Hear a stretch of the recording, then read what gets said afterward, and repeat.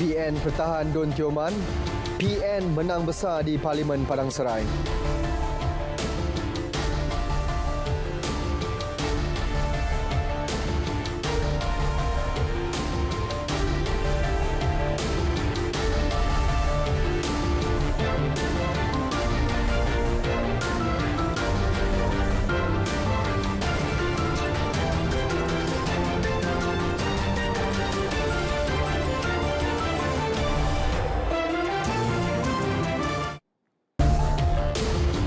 Assalamualaikum dan salam perpaduan. Saya Syed Samsudin untuk berita tengah malam.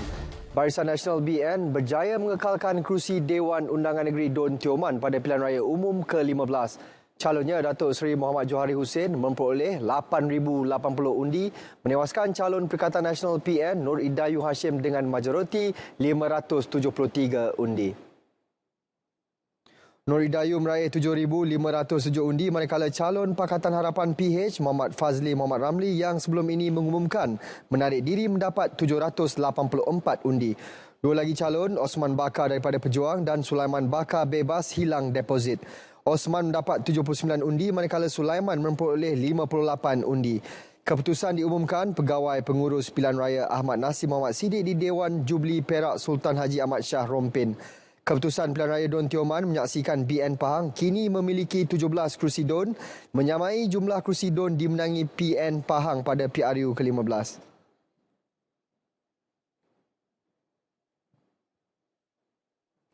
Sementara itu, Menteri Besar Pahang Datuk Seri Wan Rosdi Wan Ismail berkata kemenangan BN mempertahan kerusi Don Tioman bukti nyata penerimaan rakyat terhadap kerjasama gabungan politik itu dengan PH di Pahang.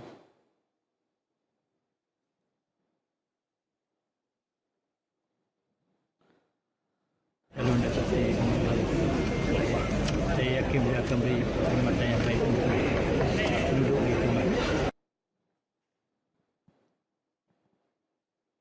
Dalam pada itu, Datuk Seri Muhammad Johari juga senada apabila menyatakan bahawa kemenangan dengan kerjasama PH bermaksud masyarakat mahukan sebuah kerajaan yang boleh membawa kestabilan politik dan ekonomi di Pahang.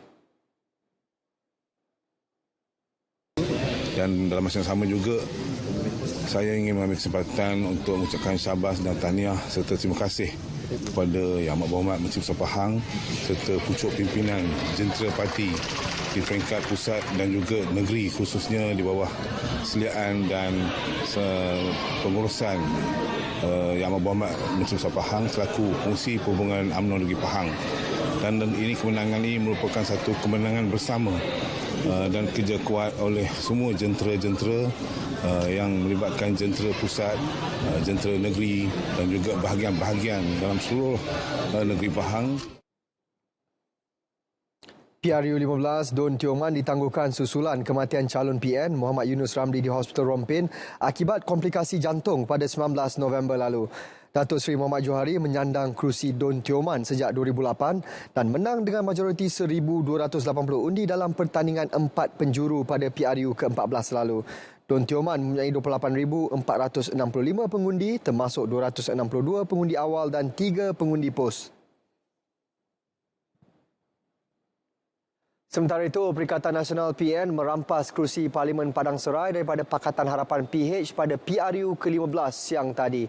Calon PN Datuk Azman Nasruddin menang dengan majoriti 16,260 undi mengalahkan Dr. Muhammad Sofi Razak daripada PH.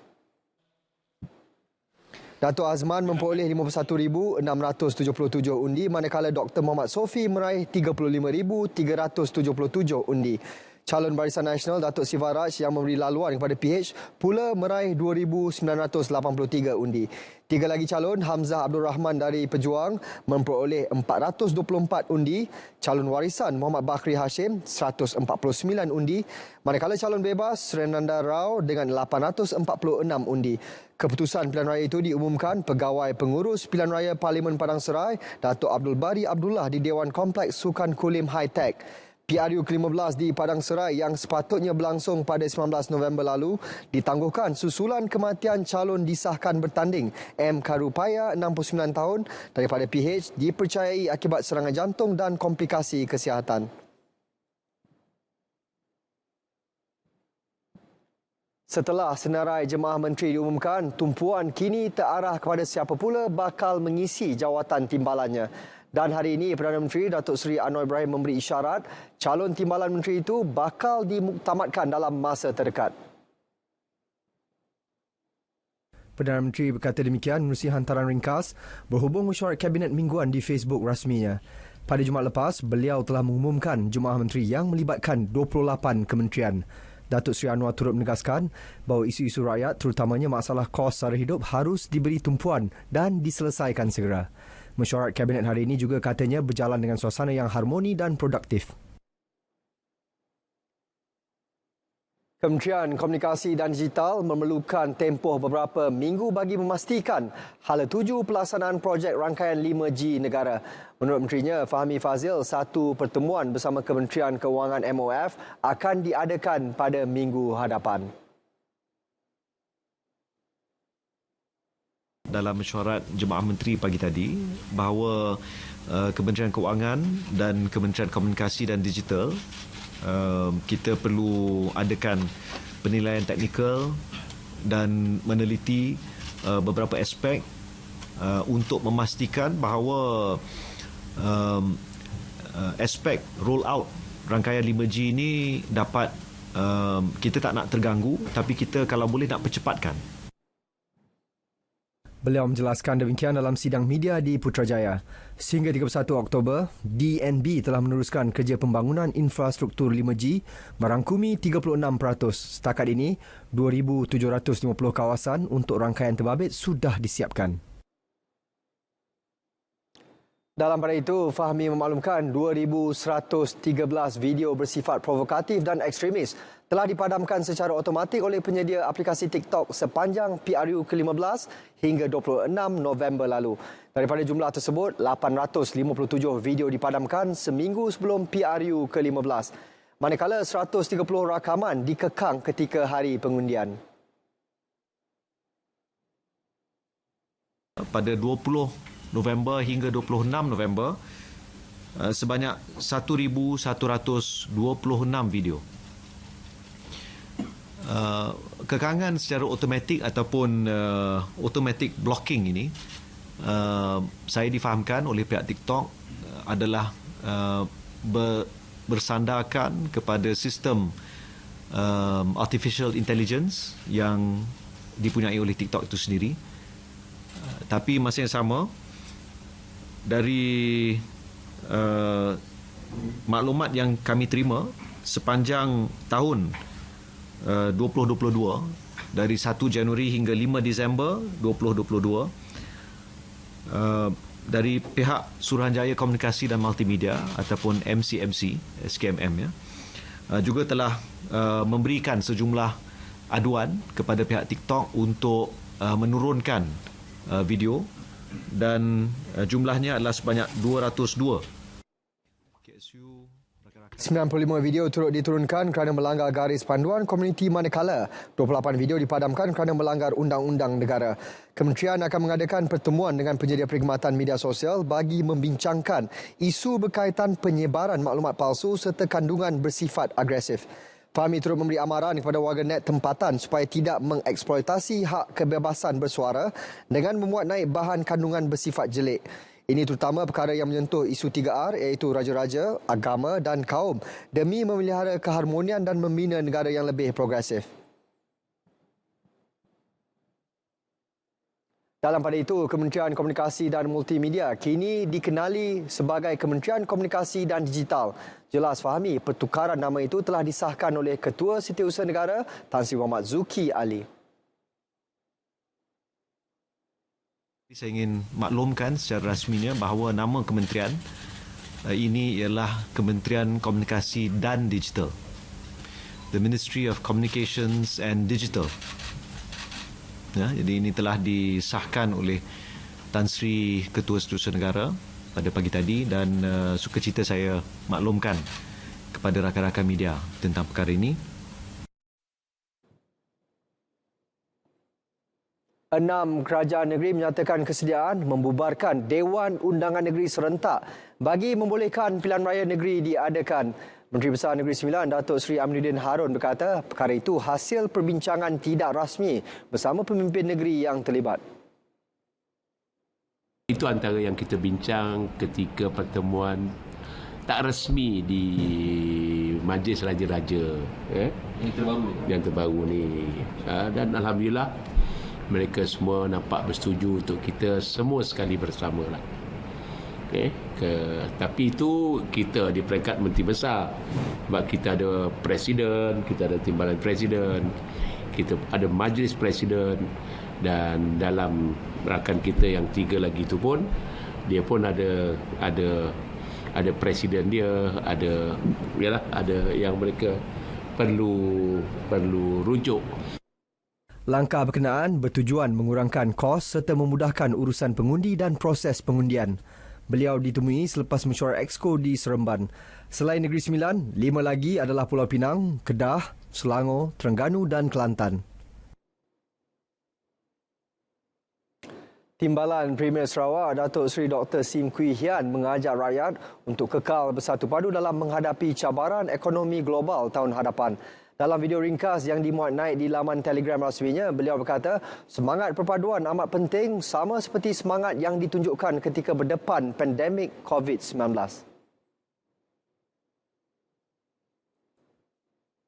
Let's remain united so that the spirit of solidarity like during our COVID-19 can prevail for the coming hardships.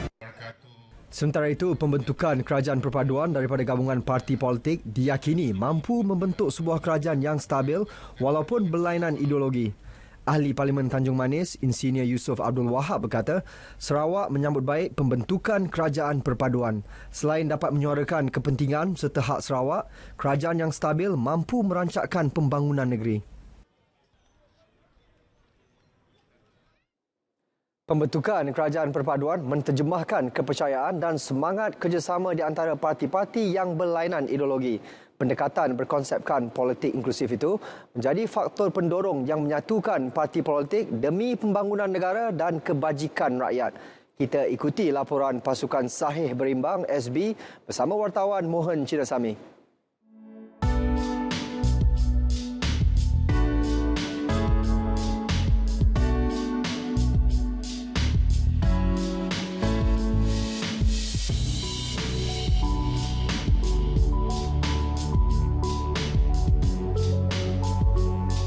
Kerajaan perpaduan adalah berdasarkan idea yang di-Pertuan Agong selepas keputusan pilihan raya umum ke-15 menyaksikan tiada mana-mana parti yang memperolehi majoriti bagi membentuk kerajaan. Malah kerajaan perpaduan juga wujud atas dasar perundingan dengan parti-parti lain selain meletakkan keutamaan kepada parti politik dari Sarawak dan Sabah. Kabinet ini mampu untuk menunjukkan wujudnya perpaduan dalam kalangan mereka jika perbezaan itu dijadikan sebagai kekuatan. Penggabungan yang dibina ini bukan sekadar untuk membentuk kerajaan tetapi bagaimana masing-masing ada ketokohan, kemampuan, kewibawaan untuk membolehkan hasil akhir berdasarkan pelan tindakan di bawah setiap kementerian agensi berwajib dapat melaksanakannya dengan berwibawa. Saya percaya yang wujud adalah konsolidasi elit politik. Bagaimana asimilasi politik wujud dalam kalangan parti politik dengan yang mendapat bilangan kerusi yang kecil bersedia untuk bekerjasama dengan yang memperolehi bilangan kerusi yang besar bersedia untuk berunding, melakukan tawar-menawar, negosiasi yang akhirnya adalah bertujuan untuk proses pembangunan, proses perubahan dan juga proses pemodenan yang mahu kita kecapi di dalam negara kita. Kerajaan perpaduan dilihat unik kerana saiz kabinet yang kecil serta memudahkan kerjasama antara menteri walaupun berlainan parti politik. Tapi yang penting adalah kerjasama di antara menteri-menteri kabinet ini. Tidak ada lagi di mana keputusan dasar dibuat oleh satu kementerian tidak dirujuk kepada kementerian lain. Terutama sekali dalam isu kos sara hidup, ianya berkait di antara kementerian ini dan kementerian itu. Jadi kemungkinan Kementerian A umpamanya diteraju oleh Pakatan Harapan tetapi Kementerian B diteraju oleh Barisan Nasional, maka kerjasama itu dianggapkan sesuatu yang mustahil sebelum ini. Tetapi keadaan telah memaksa mereka bekerjasama. Jadi harapannya keberkesanan jemaah menteri kali ini adalah untuk mereka melaksanakan tanggungjawab mereka. Mereka membuat dasar secara berkelompok, tidak lagi secara di dalam vacuum yang tidak dirujuk kepada kementerian-kementerian lain. Pada masa sama, pengalaman Perdana Menteri dalam menguruskan kewangan negara dari tahun 1991 hingga 1998 serta pengiktirafan sebagai Menteri Kewangan Terbaik Asia 1996 turut meningkatkan keyakinan pelabur ke atas kestabilan ekonomi negara. Pada masa ini, kalau kita tengok dengan pimpinan Datuk Seri Anwar Ibrahim selepas mengambil menduduki tampuk sebagai Perdana Menteri pada minggu lepas, kita tengok market reaction begitu baik sekali. Kadar ekonomi kita, kalau kita tengok daripada kadar bursa saham telah meningkat dan juga kadar mata wang juga telah meningkat daripada 4.78 dah terjadi 4.38 pada hari 2 hari 11. So ini menunjukkan salah satu positif yang begitu impak sekali dan also begitu positif, dan saya rasa masyarakat Malaysia keseluruhannya telah menerima tampuk pemerintahan kerajaan perpaduan ini dengan begitu baik sekali. Kerajaan perpaduan ini dibentuk menerusi hasil perundingan bersama dengan parti-parti politik, kerjasama yang dibentuk serta kebijaksanaan yang di-Pertuan Agong Al-Sultan Abdullah Riayatuddin Al-Musaffah Billah Shah dalam memastikan kerajaan perpaduan dibentuk untuk memimpin negara. Pada masa sama, kekerajaan perpaduan ini juga dilihat sebagai sebuah kerajaan yang inklusif kerana melibatkan pemimpin-pemimpin dari pelbagai parti untuk melibatkan diri bersama-sama membangunkan negara. Ini merupakan satu idea yang terbaik bagi memastikan negara keluar daripada kepincangan yang berlaku seperti masalah ekonomi dan juga kos sara hidup. Muhammad Sami, RTM.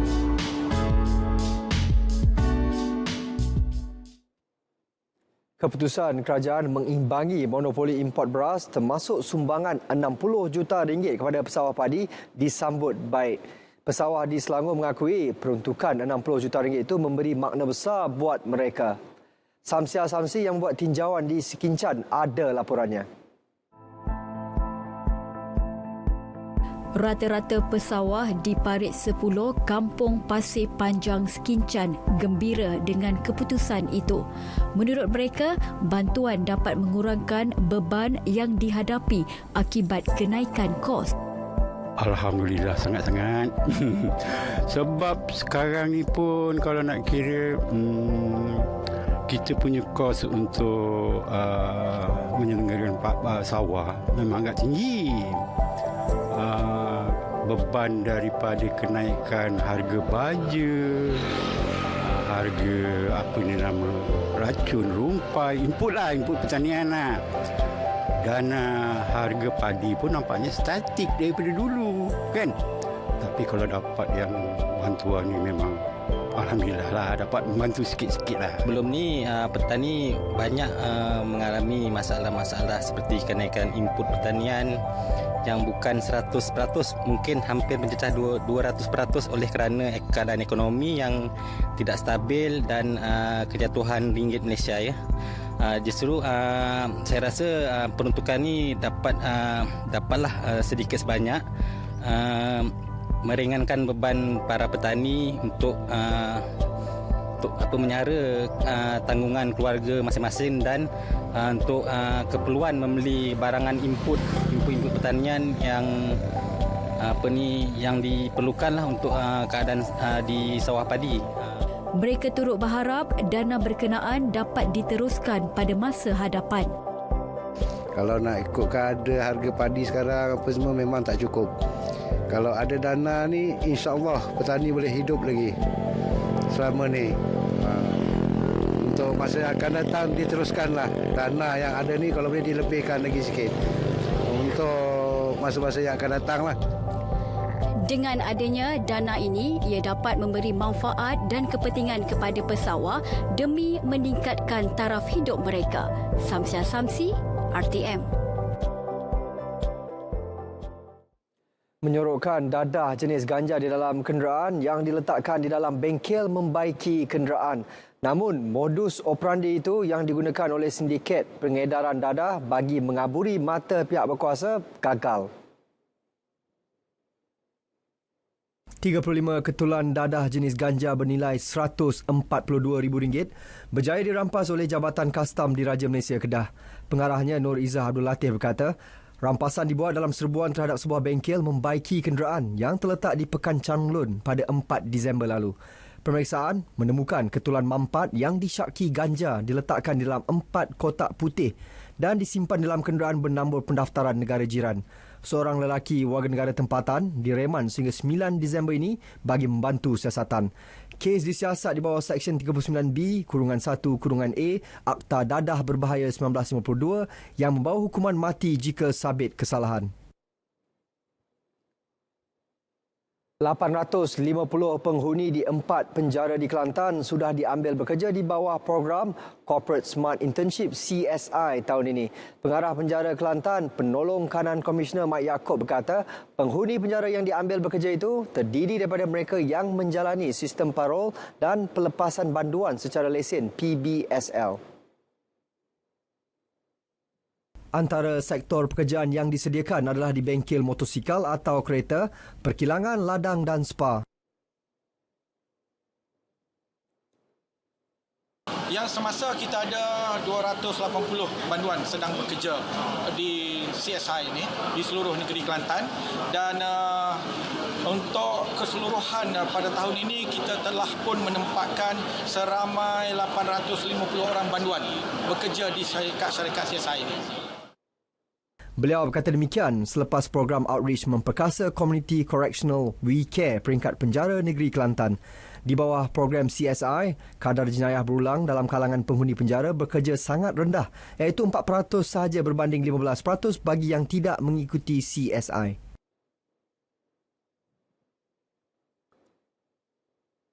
Jabatan Pengairan dan Saliran JPS telah mengeluarkan notis kesiapsiagaan kemungkinan banjir kilat dalam tempoh 24 jam.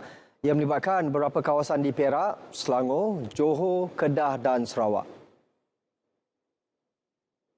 JPS menerusi kenyataan memaklumkan notis yang dikeluarkan adalah berdasarkan makluman ramalan hujan Jabatan Meteorologi Malaysia, Sistem Southeastern Asia Oceania Flash Flood Guidance System dan model ramalan banjir JPS bahawa terdapat risiko banjir kilat di beberapa lokasi jika berlaku hujan lebat atau ribut petir yang signifikan.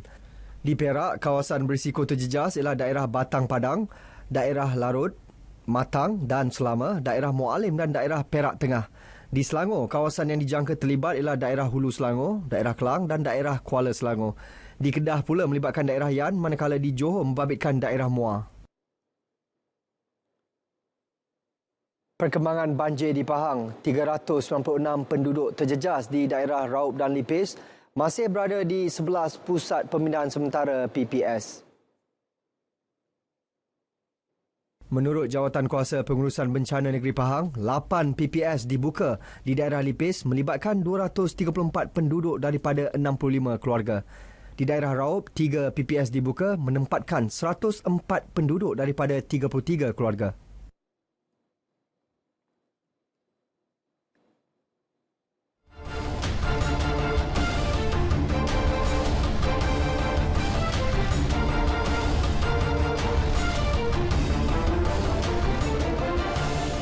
Pemain tengah Seri Pahang FC, David Rowley mahu mencetak jaringan untuk Harimau Melaya dalam pertemuan persahabatan bertemu Kemboja Jumaat ini.